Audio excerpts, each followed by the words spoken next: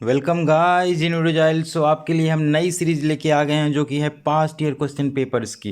पहले ये समझिए कि पास्ट ईयर क्वेश्चन पेपर क्यों इंपॉर्टेंट होते हैं। तो भैया, जो आपका सिलेबस होता है और पास्ट ईयर क्वेश्चन पेपर, यही आपके गूगल मैप का काम करते हैं। आपकी इस प्रिपरेशन में आपको सही डायरेक्शन में ले जाने के लिए इनकी भूमिका बहुत ही इम्पॉर्टेंट है। चलिए शुरू करते हैं। तो थोड़ा सा पहले ये देख लीजिए कि हम इसमें करने क्या जा रहे हैं। इसमें हम पास्ट ईयर क्वेश्चन पेपर को कैसे एनालिसिस उसकी की जाती है ये देखेंगे।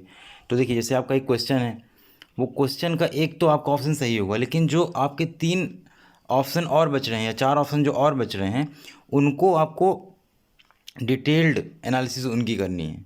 ठीक है, और उसको फिर आपको एक छोटा सा शॉर्ट नोट्स बना लेना है और उसी से क्वेश्चन डायरेक्ट उठते हैं। 20 से 25 क्वेश्चन आपका पास्ट ईयर क्वेश्चन पेपर से डायरेक्टली या इनडायरेक्टली पूछता ही पूछता है। चलिए शुरू करते हैं। ये 2019 का MPPSC का पेपर है आपका। डिटेल्ड एनालिसिस करेंगे। पहला क्वेश्चन देखिए, निम्नलिखित में से किस संवैधानिक संशोधन अधिनियम ने मौलिक अधिकार की सूची से संपत्ति के अधिकार को हटाया। तो इसका जो सही आंसर है वो है 44th कॉन्स्टिट्यूशनल अमेंडमेंट एक्ट, जो कि 1978 में आया था। उस समय जनता दल शासन में था। ये जब इंदिरा गांधी जी का इमरजेंसी वाला पीरियड ख़त्म हुआ था, उसके बाद उनकी सरकार गई थी, उसके बाद आया था। थोड़ा सा आप 37 को देख लीजिए, 38 को देख लीजिए और 42 को देख लीजिए। तो 37 वहाँ जो आपका संवैधानिक संशोधन अधिनियम है 1975 में आया। ये संबंधित है अरुणाचल प्रदेश के विधानसभा से और वहाँ के मंत्रिमंडल से। 38वां संवैधानिक संशोधन ये आपका जुडिशियल रिव्यू से संबंधित है, न्यायिक पुनर्वलोकन जो होता है। 42 के बारे में आपको थोड़ा सा ये याद रखना है कि इसको मिनी कॉन्स्टिट्यूशन बोला जाता है। इंदिरा गांधी जी के द्वारा लाया गया था और इसमें बहुत सारे चेंजेस किए गए थे, जैसे कि आपकी जो उद्देशिका होती है उसमें 3 वर्ड जोड़े गए थे, समाजवादी, पंथनिरपेक्ष और अखंडता।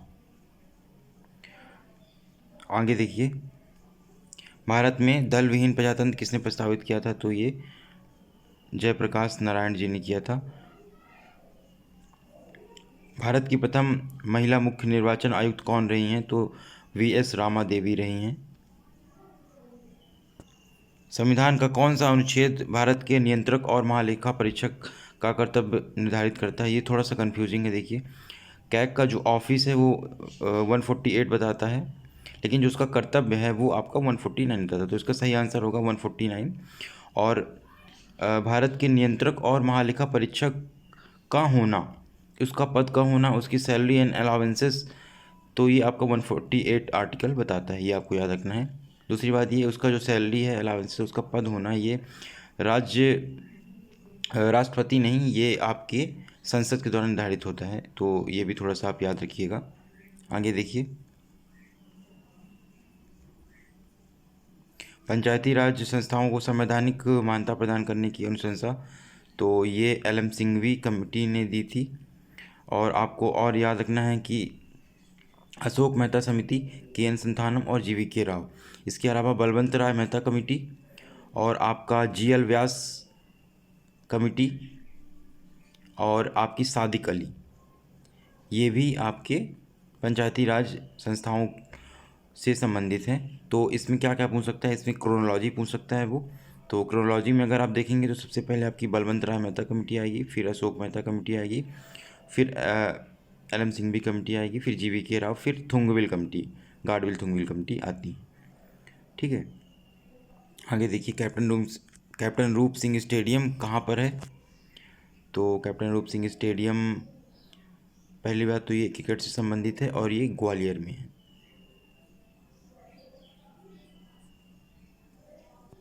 मध्य प्रदेश राज्य घुड़सवारी अकादमी की स्थापना कब होती है। तो ये आपकी 2007 में हुई थी, राजगढ़ में इसकी स्थापना हुई है, ये आपको याद रखना है। निम्नलिखित में से मध्य प्रदेश राज्य से संबंधित खेल पुरस्कार कौन सा है। तो मध्य प्रदेश खेल राज्य से संबंधित पुरस्कार एकलव्य पुरस्कार है, जो कि युवा खिलाड़ियों को दिया जाता है। 19 साल से कम आयु उनकी होनी चाहिए। दूसरी बात ये कि उसके लिए उन्हें पिछले 5 साल में 2 बार कोई भी नेशनल या इंटरनेशनल स्पोर्ट खेला हुआ होना चाहिए और कम से कम एक अवार्ड उनको जीता हुआ होना चाहिए। पहले इसमें 25,000 रुपीज़ मिलते थे जीतने पे, अब इसमें 50,000 रुपीज़ मिलते हैं। 1 लाख से आप कंफ्यूज नहीं होइएगा। आगे देखिए, ये इंग्लिश में भी है, इंग्लिश वाले बच्चे इससे देख सकते हैं। निम्नलिखित में से 2018 में मध्य प्रदेश राज्य के किस खिलाड़ी को दिव्यांग श्रेणी का पुरस्कार मिला है? तो ये सोनू गोलकर थे। मुस्कान किरार का संबंध किस खेल से है? तो मुस्कान किरार का संबंध तीरंदाजी से है।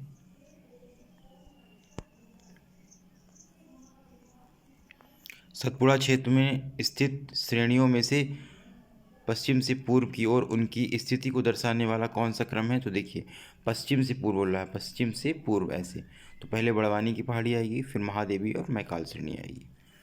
ये एमपी की ज्योग्राफी से क्वेश्चन पूछा हुआ था। किस नदी की घाटी गहरी खड्ड भूमि के लिए विख्यात है? तो बिल्कुल आप पता होगा, चंबल की घाटी, चंबल के डाकू फेमस है। इन्हीं खड्ड भूमि में वो जाके छिप जाते थे, क्योंकि वहाँ कोई सिंचाई का साधन तो कुछ है नहीं, तो वो खेती कर नहीं पाते थे, तो करते क्या थे, वो निकट भूमि में छिप के चोरी वगैरह करते थे। तो आपको याद रखना है कि रामायण जो बनाती है वो चंबल पे बनती है। और देखिए आप यहाँ पर, इंदौर से जबलपुर को जोड़ने वाला राष्ट्रीय राजमार्ग कौन सा है? तो ये NH52 है। इसके अलावा आपको याद रखना है कि सबसे बड़ा जो है मध्य प्रदेश का वो NH03, ये देखिए ऑप्शन में दे रखा है, 917 किलोमीटर।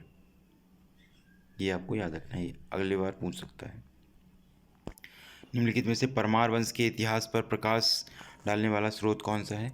तो परमार वंश में पद्मगुप्त का नवसासांग चरित बिल्कुल, और मेरुतुंग के प्रबंधन चिंतामणि बिल्कुल, उदयपुर प्रशस्ति भी है, और आपका सारे, तो मतलब इनमें से सारे देते हैं। परमार वंश के बारे में आपको याद रखना है, इसके जो संस्थापक थे वो उपेंद्र हैं, और राजा भोज परमार वंश के ही एक विख्यात शासक हुए हैं।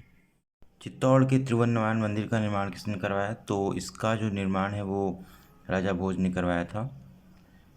इसके तो आपको ये याद रखना है कि राजा भोज परमार वंश से संबंधित हैं।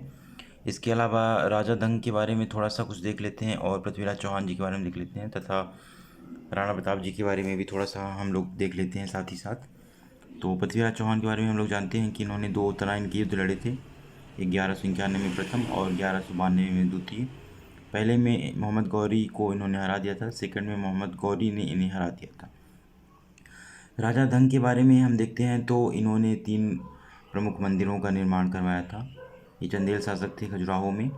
तो विश्वनाथ मंदिर पहला, विश्वनाथ मंदिर, दूसरा पारसनाथ मंदिर, और तीसरा घंटीनाथ मंदिर। तो ये 3 मंदिर इन्होंने बनवाए थे। राणा प्रताप हल्दी घाटी का युद्ध अकबर के समकालीन थे, ये हमको याद रखना है। आगे देखते हैं, मध्य प्रदेश का कौन सा हवाई अड्डा क्रियाशील नहीं है? तो इसका जो सही आंसर है वो होगा पन्ना।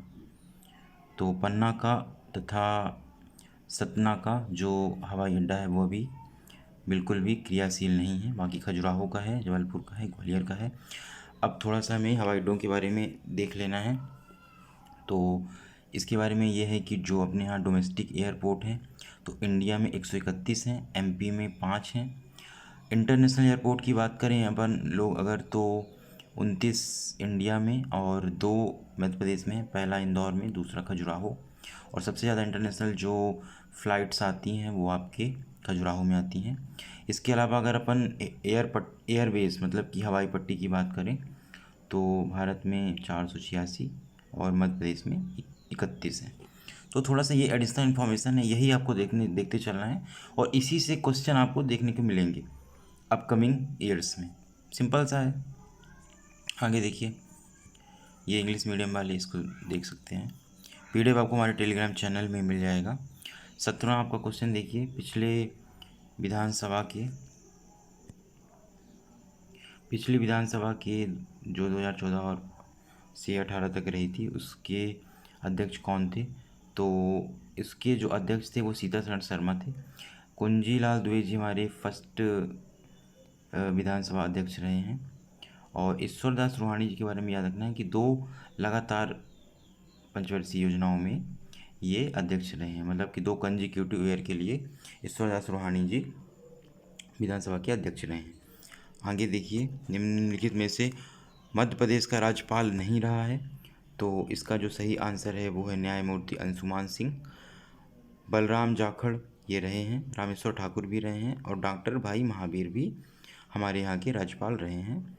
तो राज्यपाल की लिस्ट आपको, स्पीकर की लिस्ट आपको एक कुछ शॉर्ट टिक बना के याद कर लेनी है। कैसे भी आपको याद कर लेना है, क्योंकि पूछ लेता है इनमें से कौन नहीं रहा है।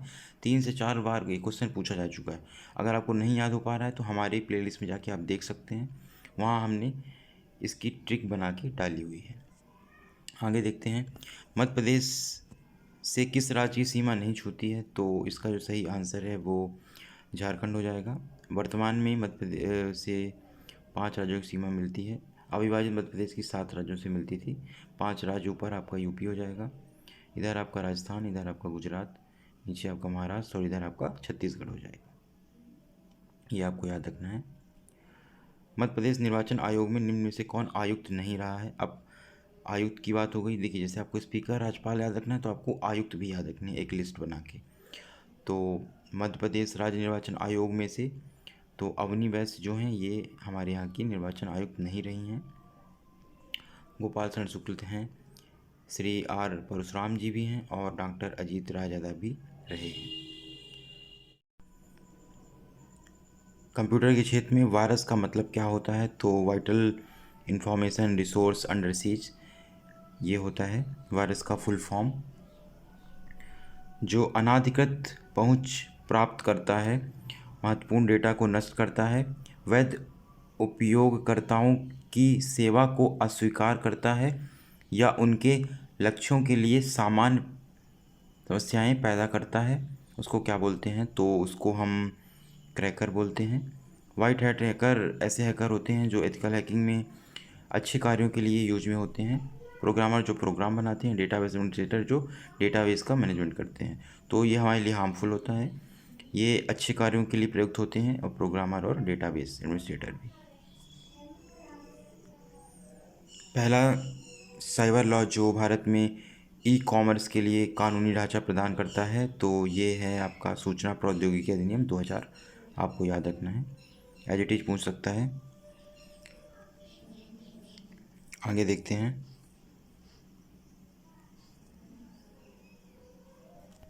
इनमें से कौन सा एक साइबर अपराध नहीं है, तो इसमें से देखिए, फिशिंग आपका साइबर अपराध होता है, साइबर स्टॉकिंग भी होता है, आइडेंटिटी थेफ्ट भी होता है, ऑनलाइन चैटिंग आपका साइबर अपराध नहीं होता है।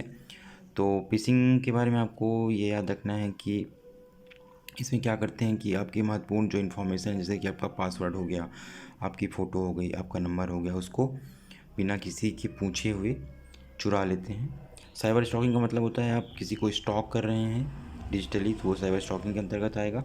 आइडेंटिटी थेफ्ट मतलब आपका नंबर, आपकी ईमेल आईडी वगैरह को वो चुरा ले रहे हैं किसी हानिकारक कार्य के लिए। आगे देखते हैं 25वां क्वेश्चन। ईमेल का पता mark.stol@itdesk.info का डोमेन क्या होगा, तो इसमें जो भी @ के बाद लिखा होता है वो डोमेन नेम हो जाता है। तो यहाँ पर itdesk.info आपका डोमेन नेम हो जाएगा। आगे देखिए,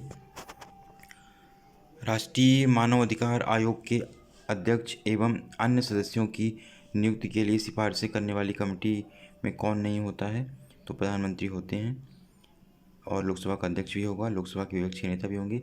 राज्यसभा का जो आपका सभापति है वो इस समिति का सदस्य नहीं होता है। आपको याद रखना है कि जो राज्यसभा का सभापति है वो एक्स ऑफिसो चेयरमैन होता है, मतलब कि वो वाइस प्रेसिडेंट होते हैं, जो कि कहीं भी आपके अध्यक्ष नहीं बनते हैं। जैसे अगर जॉइंट सिटिंग होती है अंडर आर्टिकल 110, तो वहाँ भी वो मनी मिल वगैरह से डील नहीं करते हैं, तो वहाँ पे अध्यक्ष वो नहीं बन सकते। आगे देखते हैं, मानवाधिकार संरक्षण अधिनियम के संबंध में निम्नलिखित में से कौन सा कथन सही नहीं है, तो अध्यक्ष 5 वर्ष की अवधि तक पद पर रह सकता है, सही है। आयोग के सदस्य 5 वर्ष की अवधि तक पद धारित करते हैं, सही है। सदस्य 5 वर्ष की दूसरी अवधि के लिए पुनर्नियुक्ति हेतु पात्र नहीं होता, ये गलत इन्फॉर्मेशन है, पुनर्नियुक्ति उसकी हो सकती है। इसके अलावा अध्यक्ष या सदस्य भारत सरकार या किसी राज्य के सरकार के अधीन आगे और नियुक्ति के लिए अपात्र होते हैं। तो ये बिल्कुल सही बात है। तो इन दोनों में कन्फ्यूज़न होता है। तो देखिए, उनका पुनर्नियुक्ति इनकी हो सकती है, लेकिन वो भारत सरकार या किसी राज्य सरकार के अधीन अब दोबारा नियुक्ति नहीं ले सकते। ये आपको याद रखना है। आगे देखते हैं। राज्य मानव अधिकार आयोग के अध्यक्ष एवं सदस्यों की नियुक्ति की जाती है। तो इनकी जो नियुक्ति है वो राज्यपाल के द्वारा की जाती है। यहाँ पे आपको राष्ट्रपति या राज्य सरकार से कंफ्यूज नहीं होना है। मानव अधिकार न्यायालयों में मामलों के संचालन के लिए प्रयोजनार्थ राज्य सरकार एक अधिवक्ता मतलब एडवोकेट की बात कर रहा है, तो वो 7 साल का होना चाहिए। 7 बार मतलब उसको प्रैक्टिस करना चाहिए किसी भी सुप्रीम कोर्ट या हाई कोर्ट में। ठीक है, तो यहाँ पर एडवोकेट की बात हुई है। अगर वो जज होता तो ये बदल जाता है, ये आपको याद रखना है, कंफ्यूज नहीं होना है। आगे देखिए, सिविल अधिकार संरक्षण अधिनियम 1995 के अंतर्गत सभी दंडनीय अपराध हैं। तो अगर वो संज्ञेय है, संक्षेपता है और विचारणीय, बिल्कुल यही आपका सही हो जाएगा। अगर वो असंज्ञेय है मतलब कि बिना जानबूझ के किया गया है तो उसको दंड नहीं बोलेंगे। असंज्ञेय ये आपका एलिमिनेट हो गया। यहाँ पे संज्ञेय लेकिन असमनीय के लिए नहीं होता है, आपको ये याद रखना है। इनमें से कौन सा उपग्रह शैक्षणिक संस्थाओं के लिए यूज में आता है? तो सत्यभामा सेट ये आपका शैक्षणिक संस्थान के लिए आता है। सारे के सारे ये इसरो के द्वारा बनाए गए हैं। आपका कल्पना मौसम से संबंधित जानकारी देने के लिए उपग्रह है। और आपका कार्टोसैट भी इसरो के द्वारा बनाया गया है और इनसेट 2 भी आपका इसरो के द्वारा बनाया गया है। तो ये आपको याद रखना है, क्योंकि ये जो साइंस एंड टेक्नोलॉजी का पार्ट है और काफ़ी अच्छे अच्छे क्वेश्चन इससे बनते रहते हैं। तो एक बार आप ये देख लीजिएगा कि जो कार्टोसैट है ये किससे संबंधित है? तो ये आपका पृथ्वी के अवलोकन से संबंधित है। और जो इनसेट 2 है आपका, तो ये आपका जियो स्टेशनरी सैटेलाइट है। आगे देखते हैं। नॉकनी सिंड्रोम के लिए कौन आपका उत्तरदायी है? नॉकनी सिंड्रोम के लिए ये आपका फ्लोराइड से होता है। इससे आपके हृदय रोग की और चर्म रोग होने की आशंका बढ़ जाती है। एक ही पौधे के एक पुष्प के परागकोश से पराग कण का उसी पौधे के दूसरे पुष्प के वर्तिकाग्र में स्थानांतरण। तो देखिए, क्योंकि एक ही पुष्प यहाँ पे मतलब इन्वॉल्व है, तो वो सजात पुष्पी परागण कहलाएगा। परागण क्या होता है? परागण एक प्रक्रिया होती है जहाँ पर एक पुष्प के परागकोश से जो आपका परागकण होता है वो दूसरे पुष्प या उसी पुष्प के दूसरे भाग में के वर्तिकाग्र में जाके गिरता है। तो ये पौधों में होने वाली एक प्रक्रिया है, आपको ये याद रखना है। आगे देखिए, आप निम्न में से कौन सी उच्चतम प्रोग्रामिंग कंप्यूटर भाषा है? तो कोबाल, पास्कल, बेसिक सारी होती हैं। कन्फ्यूजन यहाँ पे होता है क्योंकि बेसिक लिखा हुआ है, तो लोग सोचते हैं कि ये उच्च स्तरीय प्रोग्रामिंग लैंग्वेज नहीं होगी, लेकिन ये भी होती है। इसका सही आंसर उपरोक्त सभी हो जाएगा। मनुष्य की मुख गुहा में निम्न में से किसका पाचन होता है? तो आप जानते हैं कि सरल शर्कराओं का वहाँ से पाचन होने लगता है। छोटा छोटा इमाइलेज एंजाइम पाया जाता है जो कार्बोहाइड्रेट का पाचन करता है। थोड़ा सा पाचन के बारे में आप देख लीजिए, जैसे कि आपके मुख गुहा से एलिमेंट्री कैनाल से होता हुआ आमाशय में आता है, फिर वहाँ पे आपको HCl मिलेगा, जठर रस मिलेगा। वहाँ पे देखिए बेसिकली 3 चीज़ें होती हैं। प्रोटीन होता है आपका, कार्बोहाइड्रेट होता है और आपका वसा होता है। प्रोटीन को तोड़ने के लिए आपका ट्रिप्सिन होता है और रेनिन होता है। ट्रिप्सिन आपका पेप्टोन्स में तोड़ देगा और रेनिन जो है आपका वो आपके मिल्क की शुगर को केसिन में तोड़ देगा। फिर आपका एमाइलेज जो है वो आपके कार्बोहाइड्रेट को मतलब कार्बोहाइड्रेट पॉलीसेकेराइड या मोनोसेकेराइड में तोड़ना शुरू कर देगा। और जो आपका वसा होता है उसको लाइपेज फैटी एसिड में तोड़ना शुरू कर देगा। फिर छोटी आंत में जाते हैं, वहाँ भी यही एंजाइम पाए जाते हैं जो और सरल सरल अणुओं में तोड़ देते हैं। आगे देखिए, UN के वर्तमान के महासचिव कौन है? UN मतलब कि आपका संयुक्त राष्ट्र संघ। तो इसके जो वर्तमान के महासचिव हैं वो अंतोनियो गुटेरेस हैं, जो कि 1 जनवरी 2017 से कार्यभार में संभाले हुए हैं। निम्न में से कौन सा चित्रकार 1922 में मध्य प्रदेश में जन्मा किंतु 1950 के बाद फ्रांस में रहकर कार्य किया? तथा 2016 में नई दिल्ली में इनका देहावसान हो गया है। तो ये आपके हैदर राजा जी हैं। एम.एफ. हुसैन के बारे में थोड़ा सा आप देख लीजिएगा। ये आपके पेंटिंग बनाने में इनका बहुत ही ज़्यादा योगदान रहा है, पद्म भूषण विभूषण मिला हुआ है। राजा राव और एन.एस. बिंद्रे, इनका थोड़ा सा आपको जाके एक बार देख लेना है इनका जन्म कब हुआ और इनकी मृत्यु कब हुई। तो अगर हम यहाँ पे देखना चाहें तो देख सकते हैं, जैसे कि जो राजा राव जी हैं इनका 8 नवंबर को जन्म हुआ था 1908 में, और 8 जुलाई ये 2006 को इनकी डेथ हो गई है। इसके अलावा जो एन.एस. बिंद्रे हैं इनका जन्म 21 अगस्त 1910 में हुआ था, और 19 फरवरी 1992 में इनकी डेथ हो गई है। एम.एफ. हुसैन जी की बात करें तो ये 17 सितंबर को पैदा हुए थे 1915 में, और 9 जून 2011 में इनकी डेथ हो गई है। तो ये थोड़ा सा आपको याद रखना है। आगे देखते हैं।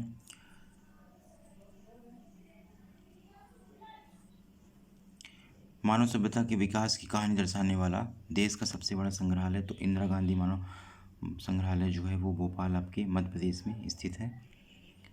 फुटबॉल विश्व कप 2018 की फाइनल मैच में क्रोएशिया की राष्ट्र प्रमुख अपनी टीम की हौसला अफजाई के लिए टीम में मौजूद रहीं। तो उनका क्या नाम है? तो उनका जो नाम है वो कोलिंदा गर्बर कितारोविच है। जेसिंदा आर्डेन, थेरेसा मे और जोइस बांडा के बारे में भी थोड़ा सा आप जान जाइए। तो जो आपकी जेसिंदा आर्डेन है ये पीएम रही हैं न्यूजीलैंड की। थेरेसा मे हैं ब्रिटिश की पीएम रही हैं ये आपके 2016 से 19 के टीनर में, बोरिस जॉनसन से पहले। और जोइस बांडा जो हैं ये भी प्रेसिडेंट रह चुकी हैं मालावी की आपके 2012 से 14 के टीनर में। अब आगे देखिए, उच्चतम न्यायालय के किस मामले के निर्णय के कारण संविधान के अनुच्छेद 21 की कार्यक्षेत्र का विस्तार कर शिक्षा के अधिकार को उसमें शामिल किया गया? तो ये आपका जो केस है वो उन्नी कृष्ण बनाम आंध्र प्रदेश केस है। इसके बाद ही 21A जो लाया गया था आपका एजुकेशन के लिए, वो मौलिक अधिकार में इनकॉर्पोरेट किया गया था। अब आप 41वां क्वेश्चन देखिए।